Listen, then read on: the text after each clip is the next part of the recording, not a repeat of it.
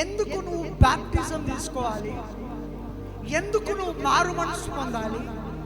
ఎందుకు నువ్వు ప్రతి ఆదివారం దేవుని మందిరంలోకి రావాలి, దేవుని స్తుతించాలి? ఎందుకు నువ్వు బాప్టిజం తీసుకోవాలి? అసలు బాప్టిజం అంటే ఏదో కాదు, కానీ బాప్టిజం అంటే ప్రతి మనిషికి 2 పాపాలు ఉంటున్నాయి. ప్రతి మనిషిలో 2 పాపాలు ఏలుబడి చేస్తున్నాయి. ఒక పాపం ఏంటిదంటే జన్మ పాపం. నీవు పుట్టినది పాపంలో, నీవు జన్మించింది పాపంలో. నువ్వు జన్మించినావు. ప్రతి మానవుడు కూడా